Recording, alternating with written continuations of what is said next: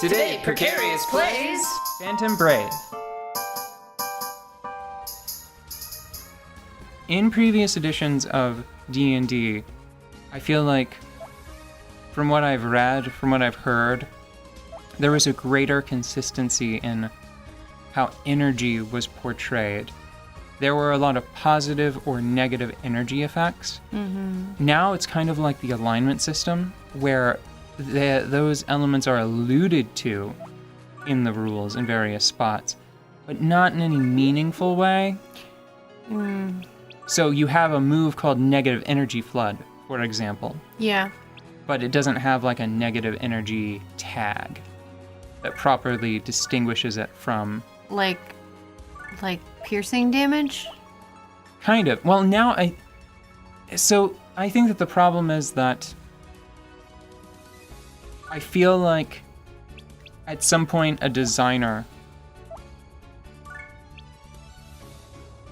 sort of conflated, they mixed together radiant and positive energy and necrotic and negative energy. Which is not necessarily a good thing to do. Right, because it creates a situation where I think a lot of healing effects were positive energy and were tagged as such. Mm-hmm.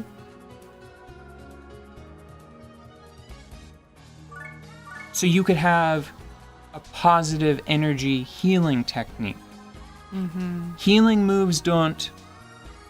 I think to maintain that system in 5e, what you would do is you would just say that, like, all healing moves, they heal, unless otherwise noted, they heal radiantly. Right. Their healing is a radiant type. Yeah, it's a factor of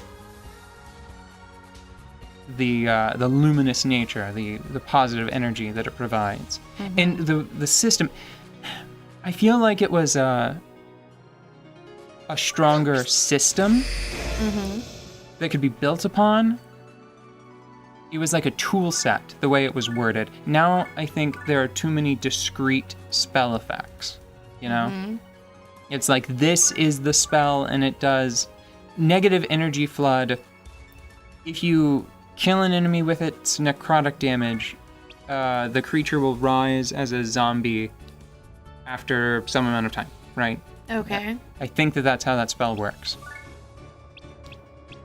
I feel like it would probably be more interesting if it was like, this applies X amount of negative energy to the target, and it's just understood based on like a system of tagging that if it is a creature, the overwhelming majority of creatures, like any living humanoid, for example, it will be damaged by that negative energy. But if it's like a zombie or a skeleton, a being that's animated by negative energy, instead it will heal them, which is how it worked before.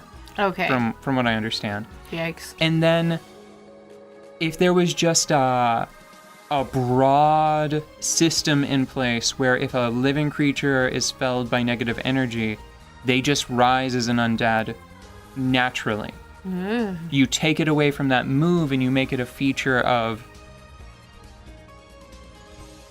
the that system. Yeah. Because then you don't even need like a dedicated raise dead spell necessarily. Let's go! You can just give someone a necrotic damage attack. I think that D&D broadly and 5th edition in particular have, no joke, hundreds more spells than are strictly necessary. Do you feel...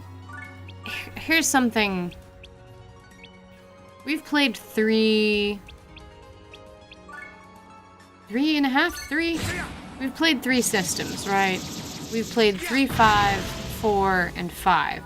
Yes. 5e. Yeah, and you've played Pathfinder, which is... I have played, but at least it's like, for the purposes of our discussion, we'll say that it's like 3.75, because it definitely did expand upon that system. When I was playing 3-5, I don't think that I had as... I was not observing how everything worked together as much, but I really felt... I forgive you. Wasn't asking for it, but thanks anyway. I wasn't examining the whole thing. I was just playing. Don't worry, you were young. I won't hold it against you for too much longer. But it felt like you could make anything in... like, it felt like 3-5 ran on your imagination. Like, you would have a spell that would say something, but you get to kind of decide what that manifests as. And you can... I don't know, it just had all of these pieces that... It felt more like Legos. I don't know if that...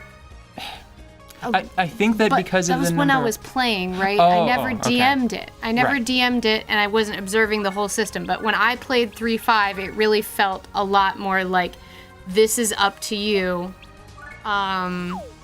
You know, you build your character in your brain, and then here are all of the pieces that you can use to put this character that's in your brain together with, right? So, and then 4 felt a lot more like I don't want to make it seem limiting. It wasn't really limiting, but it just... Rigidly defined? Yeah, rigidly defined. Like,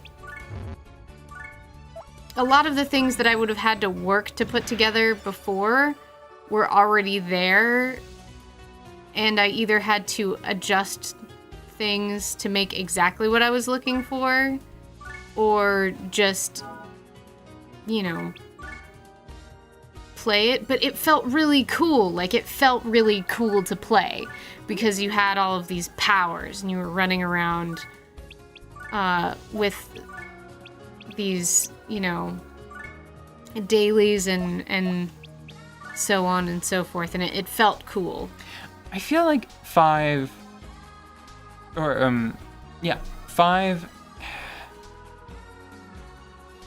it definitely did away with a lot of the specific detail, the categorization that was present in 4. Mm-hmm. Except I feel like with the spells. See, what 4 did, and I actually quite like in that system because it was so comprehensive, it said everybody's going to be like a wizard. We have identified that wizards, they're a successful class. The powers of a wizard are engaging. We're just going to... Everybody's going to emulate that, right? Mm-hmm. Everyone is going to... It's going to have... You're going to have access to these discrete powers that are applied in a very particular fashion. And we're not going to call them spells, but... Unless it's actually a spell. Right, unless it's a wizard or... I think that... Do you wear a fancy hat? Maybe it's a spell. Like, I'm pretty sure that, like, wizard cantrips, or wizard at-wills were labeled as cantrips. Yeah. Stuff like that. I feel like 5e could have benefited from having a larger number of deep cuts to the spell system and the spell schools. Like, I think that maybe spell schools should have just been referenced in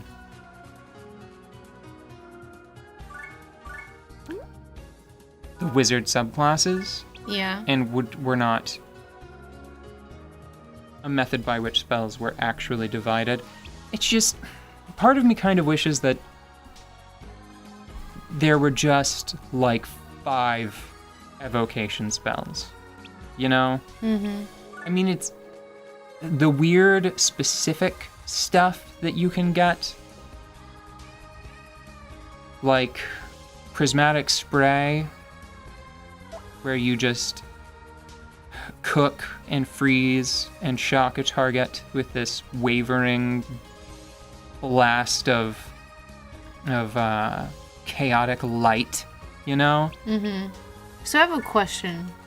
Hold on. Mm-hmm. We're not just talking about chaotic light for no reason. Mm-hmm. Man, all of my phantoms are running out of juice before they get over there.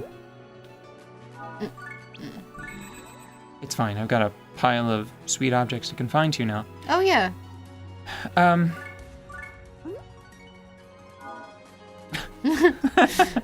you building a sculpture or a meat morp? Oh, but I'm also running out of good phantoms. No, Coco, you go. Go.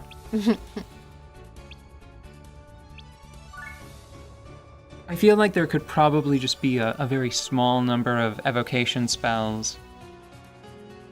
Like maybe like one for every area type. So you have like the direct fire, the direct attack evocation spell. And then you have like the cone evocation spell. And you have the radius or the cylindrical radiation evocation spell. Right. And then you just choose the element that you want. Basically, I think that what is it?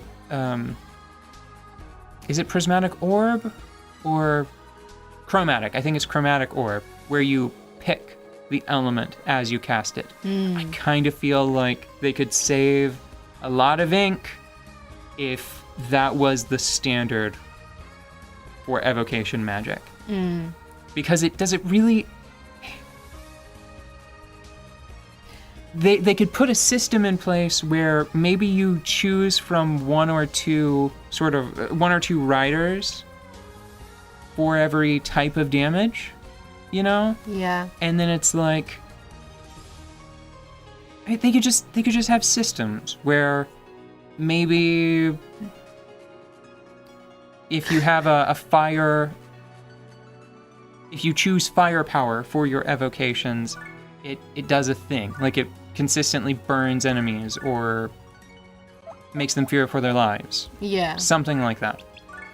Do you feel like all of the magical spells are sufficiently distinct from one another? I mean, I think you kind of answered that with a no already. In many cases, no. I think that, like, what is it?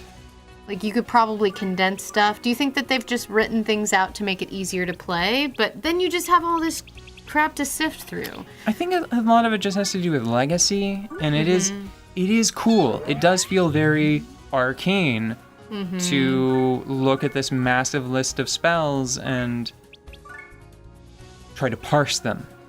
I think that's part of it. It does sort of make you feel like... I think it works best as a wizard. Yeah. Where you have the largest spell list, and you have to learn a kind of magic. You have to decode that system.